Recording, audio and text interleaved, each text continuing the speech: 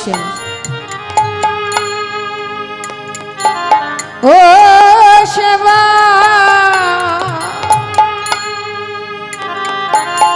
কিছুই করে না,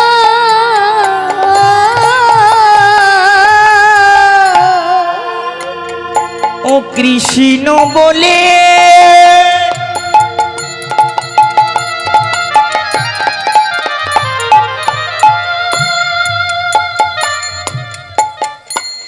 কাঁদে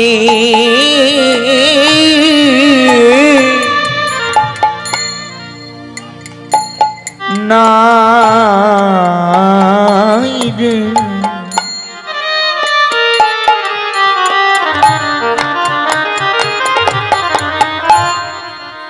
ও যে ভক্ত সেবা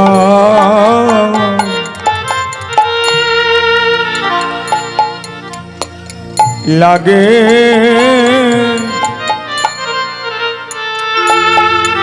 না, ও যে কৃষ্ণ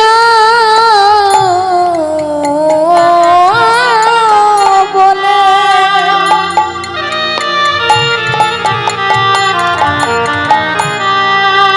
কৃষ্ণ বলে কাঁদে না গো,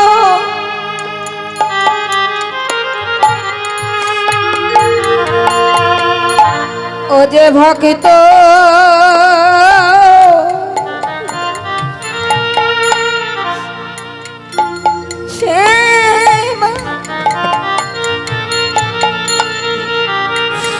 লাগে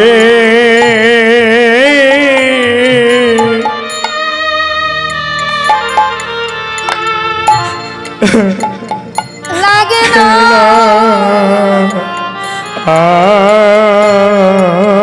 আই গো, সে যে কৃষ্ণ সেবা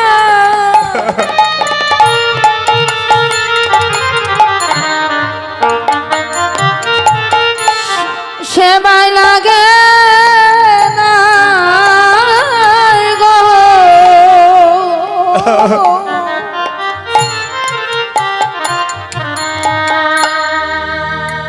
সে যে ভক্ত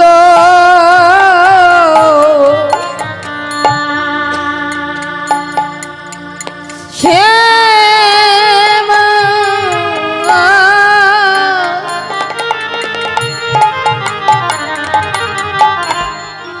কিছুই জানে না,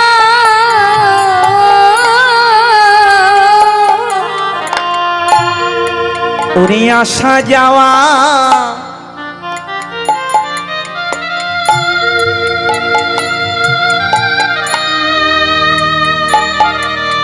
কেবল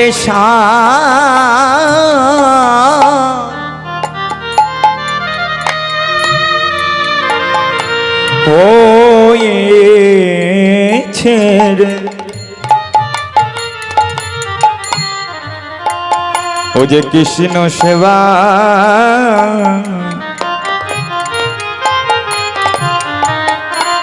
লাগে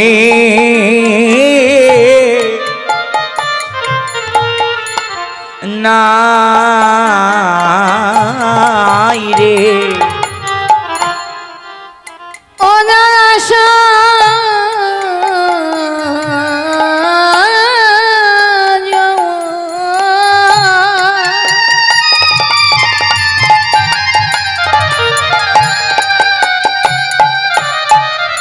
সারে হয়েছে, ওরে যে মানব জনম বিথায় গেল, অনাশা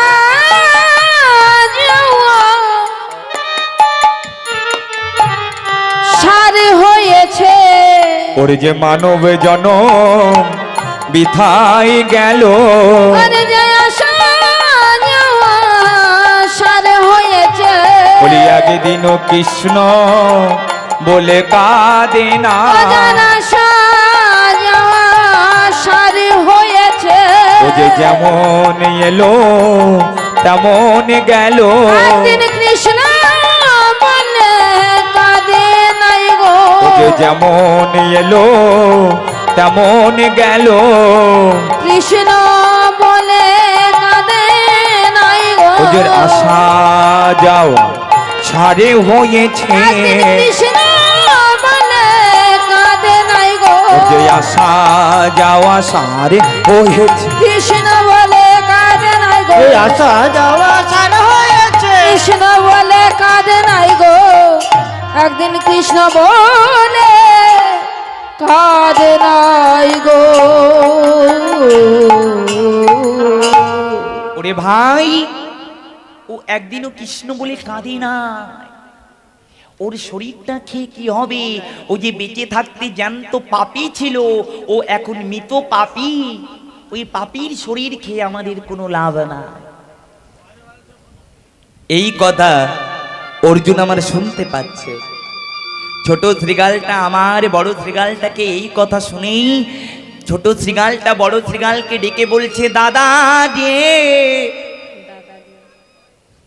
তুমি দেখে এলে মরা পাপী, আর আমি তোমায় দেখাবো জ্যান্ত পাপী, যে গঙ্গার ঘাটে দাঁড়ায় আছে। আমি তোমাকে জ্যান্ত পাপী দেখাবো। জ্যান্ত পাপী? সে আবার কি? ওই দেখো, ওই দেখো, ওই দেখো আদুরে, ওই দেখো আদুরে, অর্জুন জ্যান্ত পাপী। ভাই বলিস না, বলিস না, ও যে আমাদের প্রাণ নিয়ে নেবে। ও একটা বাণী আমাদের প্রাণ নিয়ে নিতে পারি। অর্জুন আমার শুনতে পেল বনের পশু তাকে জ্যান্ত পাপী বলেছে।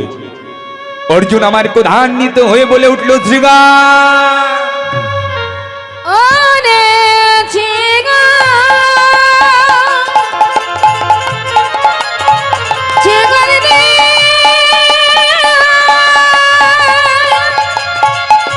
ওরে মনের শ্রীগা। বনির শ্রীগা, তোর এত বড় আস্পর্ধা, আমাকে বলিস জ্যান্ত পাপী? আমি এখনই তোদের প্রাণ নিয়ে নেব, এখনই তোদের প্রাণ নিয়ে নেব। অর্জুন আমার বললেন, তোদের প্রাণ নিয়ে নেব। শ্রীগাল আমার বলে উঠলেন, অর্জুন তুমি প্রাণ নাও, তাতে দুঃখ নাই, কিন্তু তার আগে আমাদের আমাদের আমাদের দুটো প্রশ্নের উত্তর দিয়ে যাও। বল বল, কি প্রশ্ন বল অর্জুন বলো। আমাদের প্রথম প্রশ্ন, গঙ্গা স্নান করলে কি হয়? ওরে বনের পশু, এও জানিস না গঙ্গা স্নান করলেই জীবের সমস্ত পাপ ক্ষয় হয়ে যায়। বেশ বেশ ভালো কথা। গঙ্গা স্নান করলে যদি জীবের সব পাপ ক্ষয় হয়ে যায়, তাহলে তুমি বলো এই গঙ্গার সৃষ্টি কোথায় হয়েছে? ওরে বনের শ্রীগা,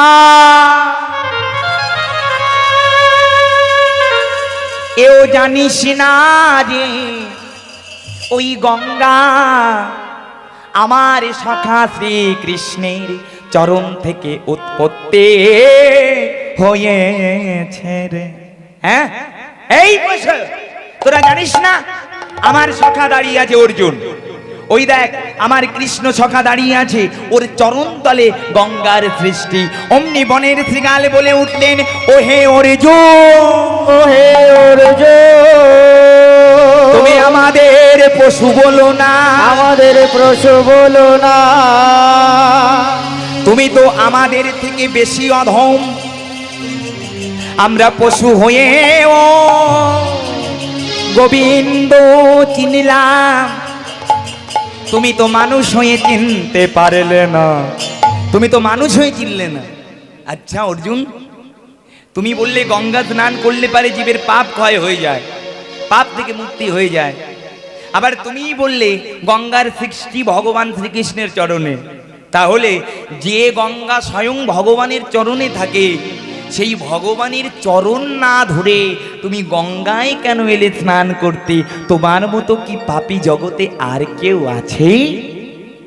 অর্জুন এই কথা শুনে বলল, তাই তো, এরা বনের পশু হলেও তো সত্যি কথা বলেছে যে গঙ্গা স্বয়ং আমার সখার চরণ তলে, তার চরণ তুই কেন? আমি গঙ্গা এলাম, আমি গঙ্গা এলাম কেন? আমি আমার সখাকে কেন আমি চিনতে পারলাম না? অর্জুন আমার ছুটে গেল কৃষ্ণের চরণে, কৃষ্ণের চরণ দুটি জড়িয়ে ধরে বলছে, কৃষ্ণ রে ওরে মাধো, ওরে সখা, দিনায় আমায় দেখা। ওরে কৃষ্ণ রে এত দিনে তোরে কেন চিনতে পারি নাই? তুই যে ভগবান, তুই যে অনাদির আদি সর্ব কারণের কারণ, তোরে আমি কেন চিনতে পারি নাই বল? তোরে কেন চিনতে পারি না? অর্জুনকে কৃষ্ণ বলে, ওরে ভাই তোমার দুঃখ করার কোনো কারণ নাই। তুমি কেন আমাকে চিনতে পারো নাই জানো? গুরু কৃপা না হলে তো আমায় চেনা যায় না, আমায় জানা যায় না, আমায় দেখা যায় না, আমায় বোঝা যায় না। ওরে অর্জুন তুমি আগে দীক্ষা নাও, দীক্ষা নিলে পারে তুমি আমায় দেখতে পাবে। তুমি আমায় দেখতে পাবে। বলি তুমি আমায় দেখতে পাবে। বলি তুমি আমায় দেখতে পাবে। বলি যদি দীক্ষা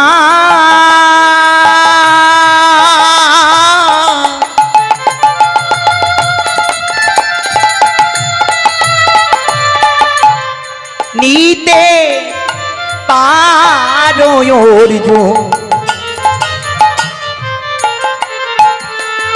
বলি তবে আমায় দেখতে পাবে। যদি দেখা হরি বল, হরি বল, হরি বল।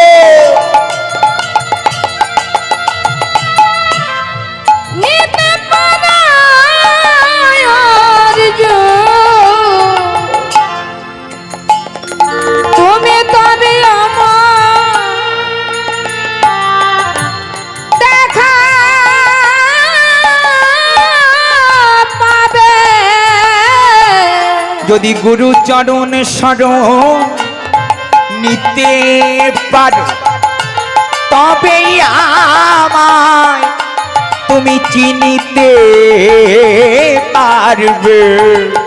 যদি গুরু চরণ শরণ করিতে পারো, হরি বল।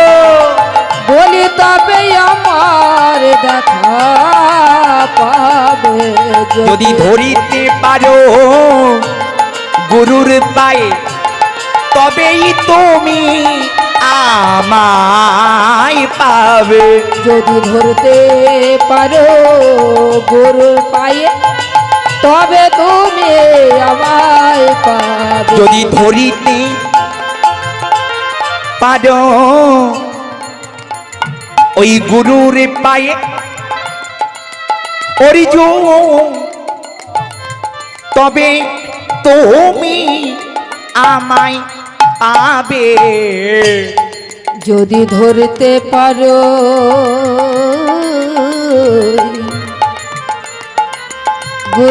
গুরুর চরণ অর্জুন তবে আমায় দেখা পাবে। বলি গুরু কৃপা হলে গোবিন্দ কৃপা মেলে মেলে, যদি ধরিতে পারো গুরুর পায়ে ওগো গুরু কৃপা হলে মিলিতে পারে আগে ধর গিয়ে গুরুর পায়ে। কি বলছে দেখো মা, গুরু কৃপা হলে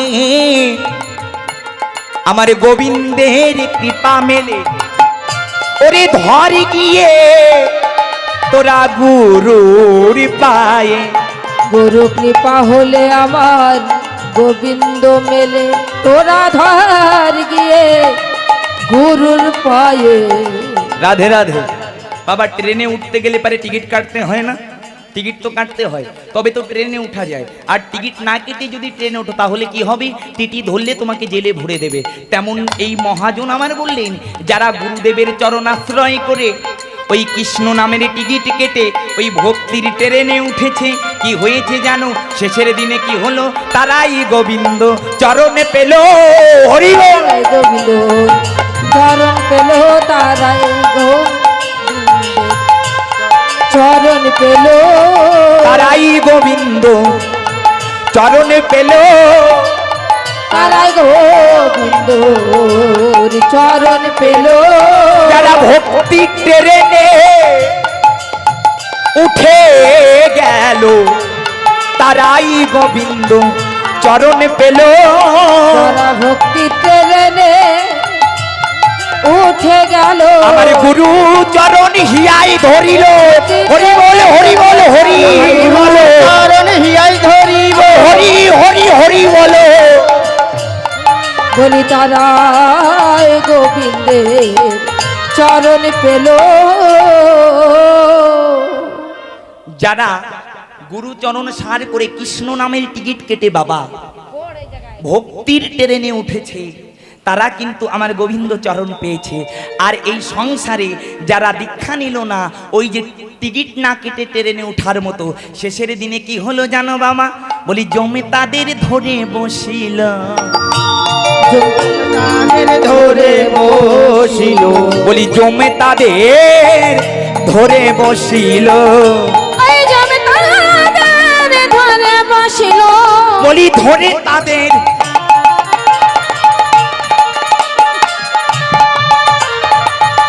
জমালকে নিয়ে গেল।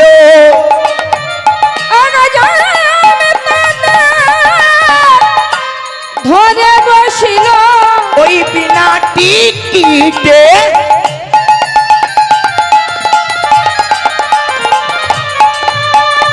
ট্রেনে উঠিল বলে, আহা জমে তাদের ধরে ফেলিল, ওই বিনা টিকিটে ওই বিনা টিকিটে ট্রেনে উঠিল বলে, বলি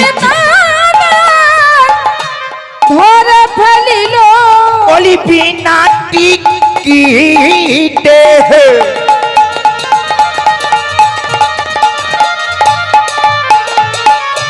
ট্রেনে উঠিল বলে, বলি জমে তাদের ধরে বসিল। ও গো বিনা টিকিটে ট্রেনে উঠিল বলে, তারা করে গুরু চরণে ধরো। ও গো বিনা টিকিটে ট্রেনে উঠিল বলে, বলি তরা করে গুরু চরণে ধরো। ট্রেনে ঠিক উঠিলে পরে, বলি তরা করে তোমরা গুরু চরণে ধরো। হরি বল হরি বল হরি বল। ধরা করে গুরু চরণ আরে ধরে, বিনা টিকিটে উঠলো বলে। বিনা টিকিটে ট্রেনে উঠিল।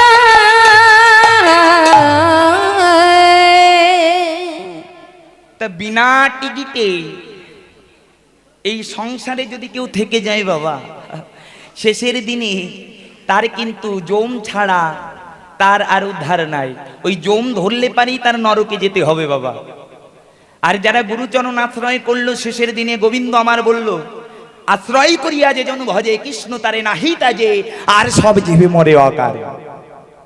যদি কোনো ভক্ত আমার চরণ আশ্রয় করে শেষের দিনে তার কোনোদিন অকাল মৃত্যু হয় না, আমি তাকে হাতে ধরে ভব সিন্ধু পার করে দিই। তাই আমাদের মা গুরুচরণ আশ্রয় করতে হবে, গোবিন্দ চরণ আশ্রয় করতে হবে, দীক্ষা নিতে হবে, শিক্ষা নিতে হবে, না হলে কিন্তু আমরা গৌর গোবিন্দ চরণ পাবো না। তাই মহাজন আমার কি বলছেন দেখুন, ওগো সব জীব পারে হইল নামেরও বাতাসে গো, নামেরও বাতাসে। সব জীব পার হইল নামের বাতাসে, সব জীব পার হইল। ও জয় শিব পার হইল নামের বাতাস, দেখো নামের বাতাসে। লোচন পারিয়া রইল নিজ কর্মে দোষে, ও গো লোচন পারিয়া রইল নিজ কর্মে দোষে।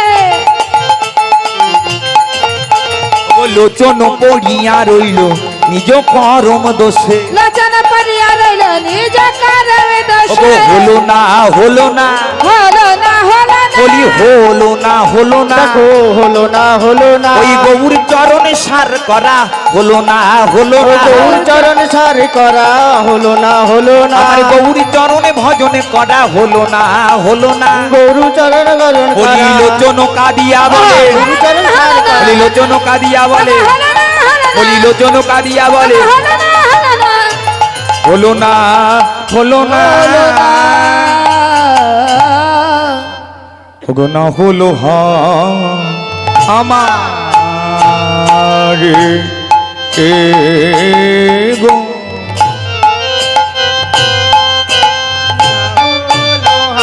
আমারি রে লোচন বলে না হলো হারি রে, গুরু চরণ না হলো আমারি রে।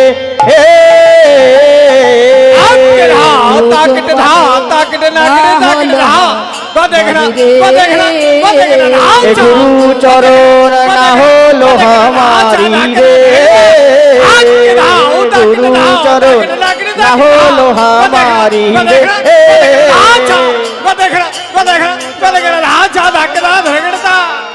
ও লোচন বলে না হলো হারি রে, লোচন বলে না হলো আমারি রে, লোচন বলে না হলো লোচন বলে না হলো আমারি রে, হলো হারি রে। ও লোচন বলে না হলো হারি রে, লোচন বলে না হলো আমারি রে, লোচন বলে না হলো হারি রে, লোচন বলে না হলো আমারি রে, লোচন বলে না হলো হারি রে, লোচন বলে না হলো আমারি রে, লোচন বলে না হলো মারে রে।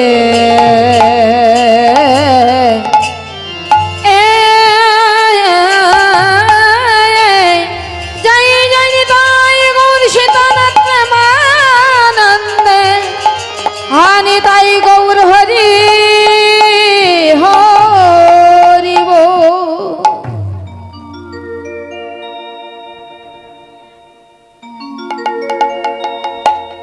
চল রে আমার মন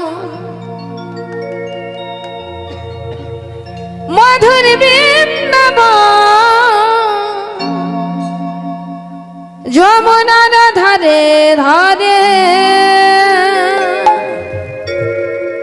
তমালের বন।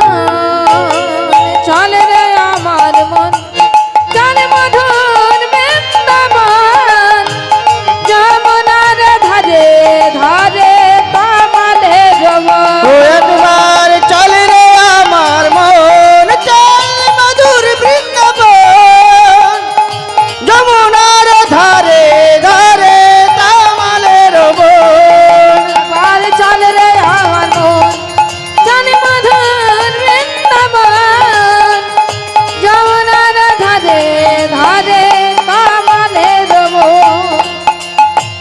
যেথায় ললিতাবে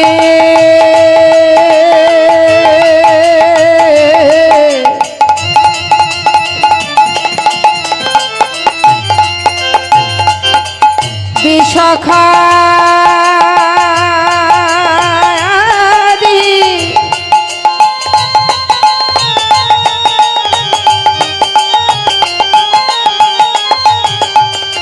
যত সখী গো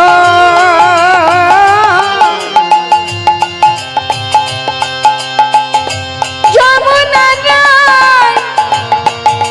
ধারে ধারে তাল তামালের ওর চল রে আমার মন চল মধুর বৃন্দাবন যমুনার ধারে ধারে তামালের বন একবার চল রে আমার মন চল মধুর বৃন্দাবন যমুনার ধারে ধারে তামালের বন যেথা স্বামী কুণ্ড রাধা কুণ্ড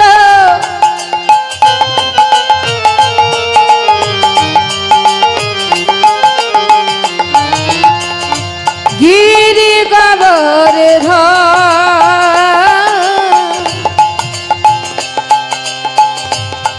কেশি ঘাটা বাংশে নিকুঞ্জ কন একবার চল রে আমার মনে চল মধুর বৃন্দাবন যমুনার ধারে ধারে তামালের বন একবার চল রে আমার মন চল মধুর বৃন্দাবন যমুনার ধারে ধারে তামালের বন চল রে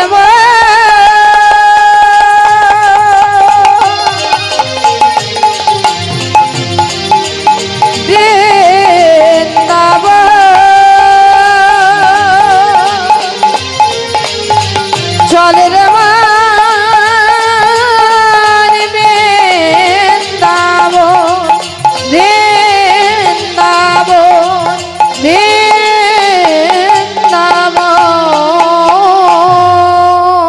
সকলে মিলে বাবা না মায়েরা একবার দুটি বাহু তুলে বলুন জয় জয় রাধা রানী কি হরি বল হরি বল হরি বল। সকলে মিলে আমরা রাধা নামের ধ্বনি করে বৃন্দাবনে এলাম। তো রাধা নামের ধ্বনি না করলে পরে বৃন্দাবনে যাওয়া যায় না। কেন? নাকি বৃন্দাবনের মহারানী হচ্ছে শ্রীমতী রাধা রানী। তো রাধা কৃপা বিনে আমার গোবিন্দের কৃপা হয় না। তাই আমরা রাধা নামের ধ্বনি করে এলাম মধুমাখা বৃন্দাবন। তো আমাদের এখন লীলার বিষয়বস্তু হচ্ছে ভগবান শ্রীকৃষ্ণের নৌকা বিলাস লীলা। আমার দেখুন লীলা আমরা তর্তের ভিতরে আস্বাদন করব।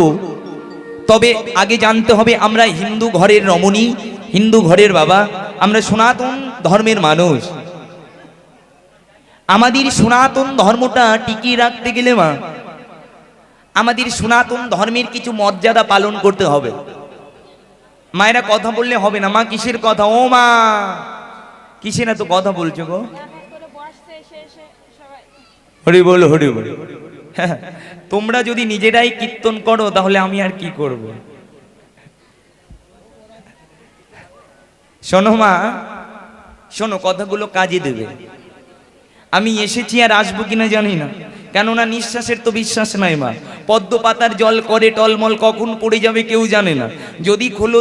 যদি সকালে খুলি চোখ তবে হবে সকাল, না হলে হয়ে যাবে পরকাল। তাই কার কখন ডাক চলে আসবে কেউ জানে না। তাই যতক্ষণ পেয়েছো কৃষ্ণ ভজন করবার ততক্ষণ কৃষ্ণ ভজনটা করো। আর শোনো মা, এটা কি মাস? চৈত্র মাস, তাই না? চৈত্র মাস তো না বৈশাখ মাস? হ্যাঁ চৈত্র মাস। আবার এই মাসে মুসলিম ধর্মের মানুষেরা কিন্তু রোজা করছে, করছে না বাবা? দেখবেন ছোট বড় সবাই রোজা করছে, ওরা কিন্তু কেউ রোজা চলাকালীন থুতু পর্যন্ত গেলে না। ওদের কাছে শুনে দেখবেন, ওরা সারাদিনে জল পর্যন্ত খায় না। তো মুসলিমরা তাদের ধর্মটা ঠিক রাখলো, রাখেনি মা? দেখবেন মুসলমানদের ভেতরে যদি কেউ নামাজ পড়তে যায় শুক্রবারের দিন, অন্য আর একটা মুসলমান ভাই তাকে ডেকে বলে না, ওরে ভাই তুই নামাজ পড়ছিস কেন? বলে? বলে না। যদি কোনো মুসলিম মৌলানা মাথায় টুপি পরে তাকে বলে না তুমি কেন টুপি পড়েছো, আরো তাকে দেখে সম্মান করে, করে কি না? কিন্তু আমাদের হিন্দুদের ভিতরে যদি কেউ মালা পরে, তিলক পরে, আর একজনা পিছন থেকে খোঁচা দেয়, ওরে তুই যে বড় ভক্ত হয়ে গেছিস, তুই মালা পরেছিস কেন রে? হ্যাঁ? তুই মালা পরেছিস কেন? তুই কি ভক্ত হয়ে গেলি বড়? একটা মুসলমান মুসলমানকে দেখে হিংসা করে না, কিন্তু একটা হিন্দুকে দেখে হিংসায় জ্বলে পুড়ে ছাই হয়ে যায়। কেন ভক্ত হচ্ছিস তুই? গলায় মালা নিয়ে কি হবে? হরি বল, হরি বল। এই যে উড়িষ্যায় রেল দুর্ঘটনা হয়েছে বাবা, দেখবেন শত শত মানুষ মারা গেছে, গেছে না? কিন্তু একটা বৈষ্ণব গলায় তুলসীর মালা নিয়ে, তিলক নিয়ে মরে আছে, দেখেছেন? দেখেন নাই। কেন? রাখে হরি, মারে কে? হরি থাকে তুলসী গাছে, তাই তুলসী গাছের মালা যদি কারোর অঙ্গে থাকে তার অকাল মরণ জীবনে হয় না, হয় না, হয় না। হরি বল, হরি বল। তুলসী গাছের নাম তুলসী হলো কেন? তুলসীর নাই কোনো তুলনা, তাই তুলসী গাছের নাম হলো তুলসী। এই তুলসী গাছের মালা নিলে পারে তার বজ্রাঘাতে মৃত্যু হয় না, তার মাথায় কোনোদিন বাজ পড়ে না, তার সর্পঘাতে মৃত্যু হয় না, তার অ্যাক্সিডেন্টে মৃত্যু হয় না, তার কুষ্ঠব্যাধি হয় না, এবং মৃত্যুর পরে তার জমালোকে যেতে হয় না, সে ভগবানের চরণ পেয়ে যায়। মা ও মা, তুলসী ধোয়া জল যদি প্রত্যেক দিন অঙ্গে পড়ে তার দেহটা যে পবিত্র হয়ে যায়, সেই দেহে গোবিন্দ থাকে এবং তার কৃষ্ণ ভক্তি প্রাপ্তি হয়, তার গঙ্গা স্নান জীবনে করতে যেতে হয়। তুলসীর মালা যদি কেউ গলায় ধারণ করে, অপর ভক্ত তাকে দর্শন করলে পারে সেই ভক্তের বিপদ থাকলে বিপদ পর্যন্ত কেটে যায়। এই মালার এমন গুণ, আমরা হিন্দু হয়ে মালা নেই না, বলে এখনো নেবার টাইম হয়নি দিদি। ওর মরার টাইম হচ্ছে, ওর মালা নেওয়ার টাইম হয়নি।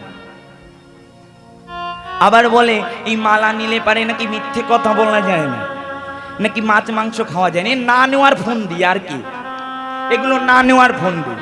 ও মা, স্কুলে ভর্তি হবে তবে তো পড়াশোনা করতে পারবে নাকি বাবা? তো আগে তুই ভক্তির স্কুলে ভর্তি হয়ে গলায় তুলসীর মালা নি, দেখবি ওই মালা একদিন তোর সব ছাড়িয়ে দেবে, তোর ছাড়তে হবে না।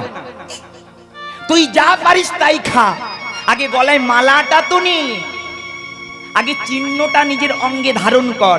একটা পুলিশের যেমন চিহ্ন আছে তার গায়ের পোশাক বাবা, তাই তো? পুলিশকে দেখে চেনা যায় তার গায়ের পোশাক দেখে, একটা উকিলকে চেনা যায় পোশাক দেখে। তা আমরা যে ভক্ত আমাদের দেখে চিনবে কি করে? নাকি গলায় তুলসীর মালা থাকলে তবেই তো সবাই চিনবে এই হিন্দু, এই সনাতনী, এই গৌর হরির সন্তান। হিন্দু হয়ে যে গলায় তুলসীর মালা নেয় না সে হিন্দু নয়। যে হিন্দু হয়ে রামকে চেনে না সে হিন্দু নয়। যে হিন্দু হয়ে গৌর হরিকে চেনে না সে হিন্দু নয়। যে হিন্দু হয়ে কৃষ্ণ নাম করে না সে হিন্দু নয়। কেমন হিন্দু তুমি? তোমার নিজের পিতাকে চেনো না, তুমি নিজের রামকে চেনো না, নিজের গৌর হরিকে চেনো না, তোমার মনুষ্য জীবনটা বৃথায় চলে যায়। তোমার তো পশু হওয়াই ভালো ছিল, যে গৌর বলে কৃষ্ণ বলে কাঁদতে জানে না, ধুলায় গড়াগড়ি দিতে জানে না। ও মা, আমরা গলায় তুলসীর মালা নিতে লজ্জা পাই, কিন্তু ইস্কনে যেয়ে দেখো, মায়াপুরে যেয়ে দেখো, যারা বিদেশি, যারা বাংলা কথা বলতে পারে না, আমেরিকা, ইংল্যান্ড, জাপান থেকে এসে ওই পরিষ্কার গোড়া গোড়া মানুষ, তারা গলায় তুলসীর মালা নিয়ে, তিলক নিয়ে, ধুতি পাঞ্জাবি পরে হা গৌর হলাম বলে কেঁদে বেড়ায়।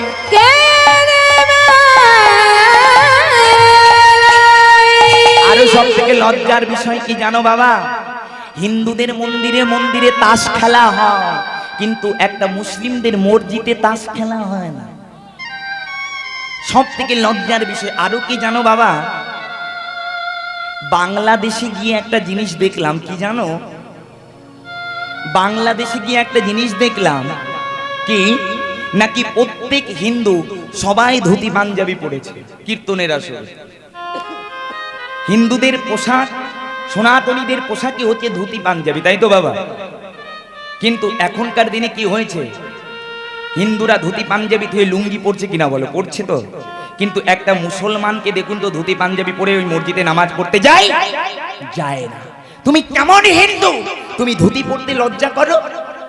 তারা বিদেশি হয়ে প্যান্ট শার্ট ফেলে দিয়ে তারা ধুতি পরে কেঁদে কেঁদে বেড়াচ্ছে। তুমি 2 টাকার মালিক হয়ে নিজেকে বড় মনে করো, আর তারা কোটি কোটি টাকার মালিক হয়ে তারা সবকিছু পরিত্যাগ করে দিয়ে শুধু কৃষ্ণকে পাবে বলে কাঙাল হয়ে ঘুরে বেড়াচ্ছে। ধনীর ভগবান নয়, কাঙালের ভগবান। কাঙাল হলে তবেই ভগবানকে পাওয়া যায়। হরি বল, হরি বল। তাই তো ভগবানের নামে দিন বন্ধু, তিনি দিনের বন্ধু, তিনি ধনীর বন্ধু নয়। তিনি ধনীর বন্ধু হলে তাহলে দুর্যোধনের ঘরে সেবা করত, তিনি ওই বিদুরের ঘরে কলার খোসা খেত না বাবা, কলার খোসা খেত না, ওই সুধামার শুকনো চিড়ে তিনি খেতে না। হ্যাঁ, তিনি যুগে যুগে বলেছেন আমি ভক্তের আর ভক্ত আমার। যে ভক্ত আমার হয় আমি তাকে আমার করে নিই। কেমন? যে করে আমার আশ করি তার সর্বনাশ, যে হয় আমার অনুগত তারে কাদাই আমি মনের মতো। এ জগতে যে কৃষ্ণকে ভালোবাসবে তার কাঁদতে হবে, যে গৌরকে ভালোবাসবে তার কাঁদতে হবে। কেন? গোবিন্দ নিজে বললেন আমার নাম কালা, আমি ভক্তকে দিতে ভালোবাসি জ্বালা।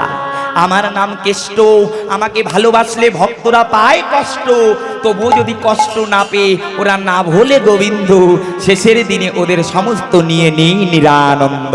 হরি বল, হরি বল। তাই তো আমার নাম গোবিন্দ, আমার নাম নিলে পারে ভক্তের মেলে আনন্দ।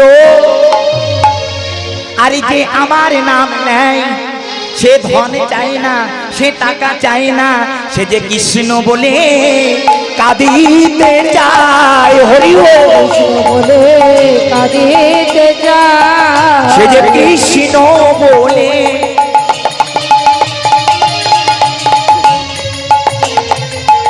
কাঁদিতে চায়। সে যে কৃষ্ণ বলে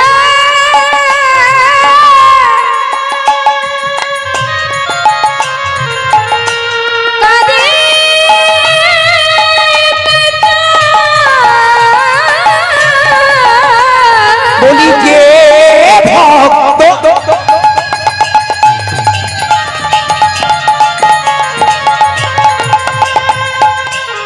আমার হয়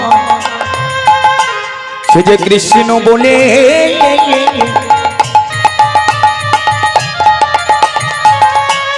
কাঁদিতে চায়। ওগো যে ভক্ত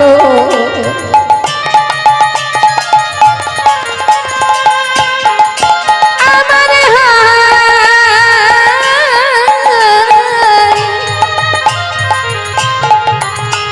সে যে কৃষ্ণ বলে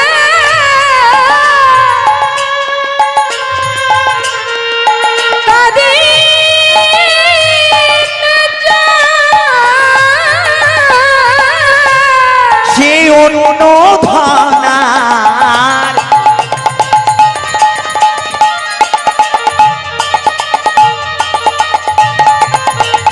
চায় না রে।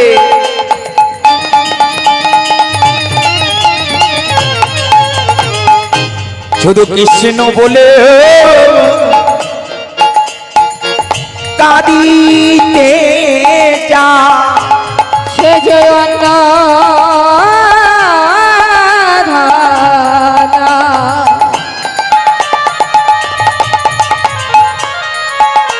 চাই না রে কৃষ্ণ বলে কাঁদিতে চায়, ধনার চাই না রে, সে যে কৃষ্ণ বলে কাঁদিতে চায়, ধনার চাই না রে, বলে কৃষ্ণ বলে কাঁদিতে চায়। হরি বল হরি বল হরি বল। কৃষ্ণ বলে কাঁদিতে চায়, ধনার চাই না রে, কৃষ্ণ বলে কাঁদিতে চাই।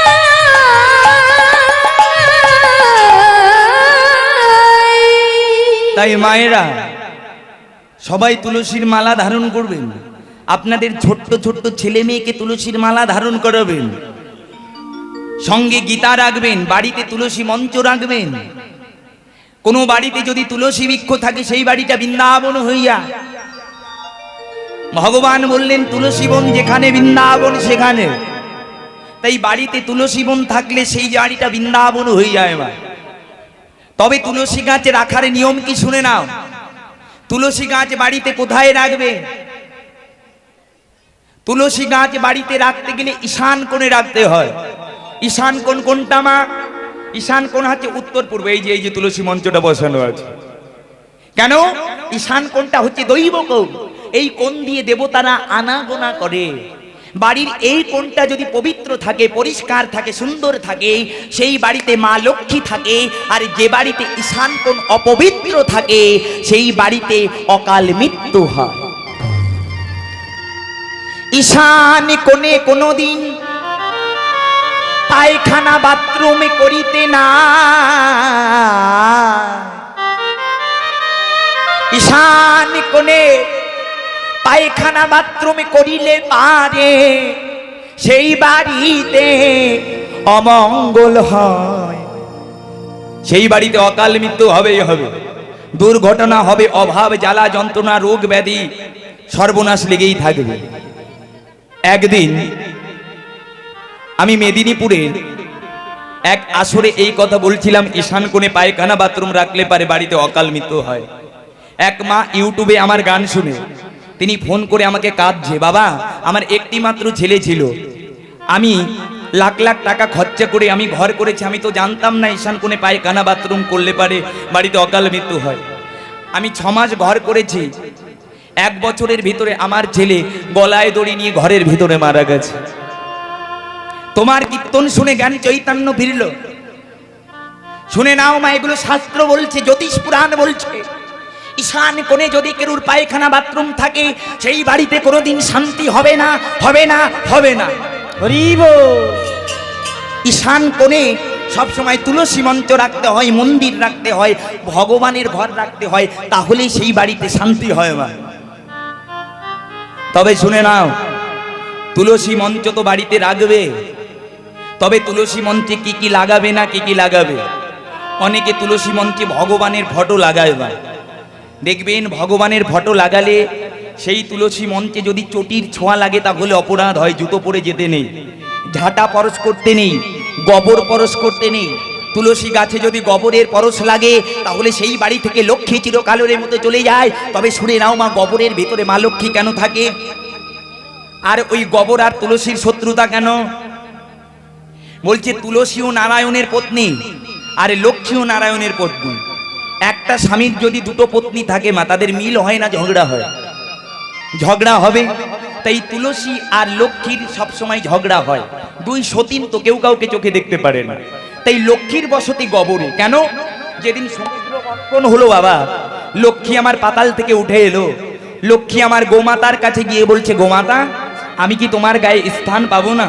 গোমাতা আমার বলল, আমার কোনো অঙ্গে ফাঁকা নাই, কেবলমাত্র আমার গোবরটা বাকি আছে। লক্ষ্মী আমার বলল, বেশ মা, আমি তোমার গোবরেই থাকবো। তাই সেদিন থেকে লক্ষ্মী গোবরের ভিতরে ঢুকে গেল মা। তাই বাড়িতে সকালবেলায় গোবরের ছড়া দিলে পারে সেই বাড়িতে মা লক্ষ্মীর আগমন হয়। কিন্তু এখনকার দিনের মায়েরা তো ঘুম থেকে ওঠে 8টা 10টার সময়, গোবর ছড়া দেবে কখন? গোবরে হাত দেয় না। হ্যাঁ, এখনকার দিনের মায়েরা শহরের মতো হয়ে যাচ্ছে, সিরিয়াল দেখে দেখে সব নকল করছে মা। হরি বল হরি বল। আগেরকার দিনের মায়েরা দাদাকে কি বলতো, ভাসুরকে কি বলতো? ভাসুর ঠাকুর বলতো, ভাসুরের নাম ধরতো না। আর এখনকার দিনের মায়েরা ভাসুরের নাম ধরে ডাকে, ভাসুরকে বড়দা বলে। যবে থেকে ভাসুর হলো বর্দা, মায়েদের খুলে গেল পর্দা, আর মাথায় ঘুমটা টুমটা কিছু দেয় না। আগেরকার দিনের মায়েরা ভাসুর শ্বশুর জ্ঞান করতো, স্বামীর নাম ধরতো না, ভাসুরের ছায়া পাড়াতো না। এখন তো কি বলবো, আমাদের বাড়ির পাশের ঘটনা বাবা, ওই ভাসুরকে দাদা বলতে বলতে ভাসুরের সঙ্গে বৌমা পালিয়ে গেছে। হরিবল হরিবল।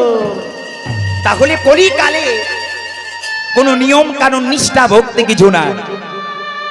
তাই শুনে নাও মা, সকালবেলায় গোবর ছড়া দিলে পারে সেই বাড়িতে আয় উন্নতি হয়, সেই বাড়িতে মা লক্ষ্মীর স্থান হয়, সেই বাড়িতে শান্তি হয়, রোগ ব্যাধি নাশ হয়ে যায়।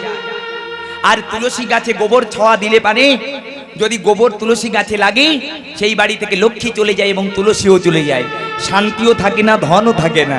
শান্তি হচ্ছে তুলসী আর ধন হচ্ছে লক্ষ্মী। তাই মা, তুলসী গাছ বাড়িতে থাকলে গোবর কখনো তুলসী গাছে পরশ করাবেন না, কখনো ঝাঁটা তুলসী গাছে পরশ করাবেন না, চটি পরে কখনো তুলসী তলায় যাবেন না।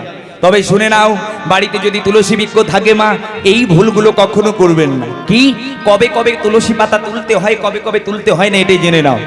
রবিবার দিন তুলসী পাতা তুলবে না, একাদশীতে তুলসী পাতা তুলবে না, দ্বাদশীতে তুলসী পাতা তুলবে না, আমাবস্যা পূর্ণিমাতে তুলবে না, সংক্রান্তিতে তুলবে না, রাত্রে বেলায় তুলবে না।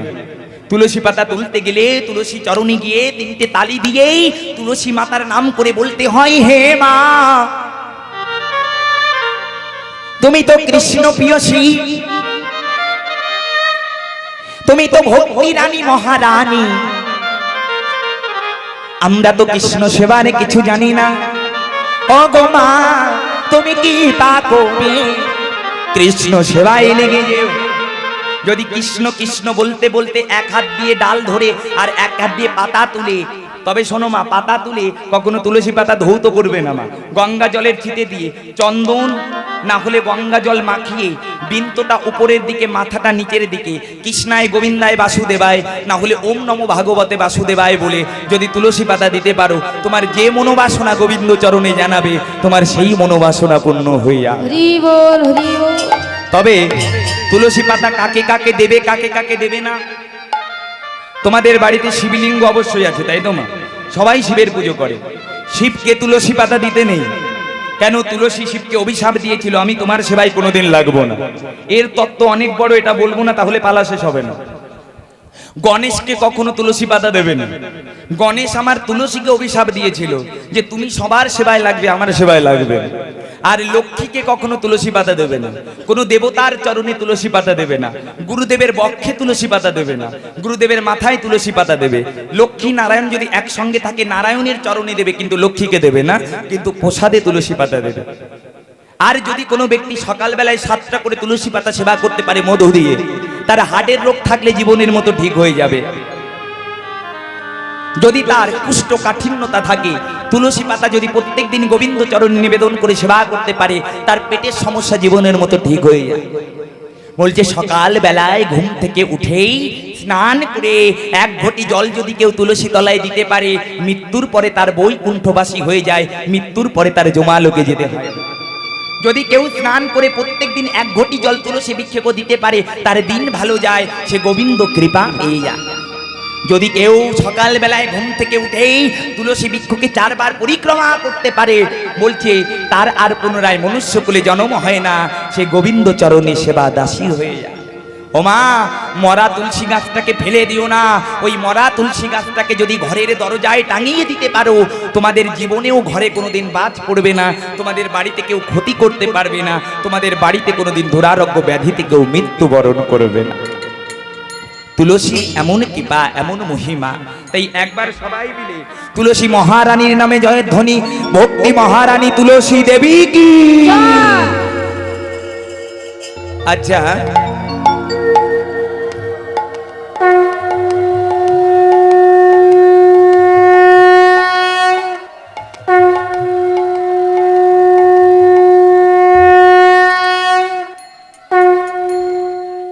তোমরা কি উলু টুলু দিতে পারো না নাকি?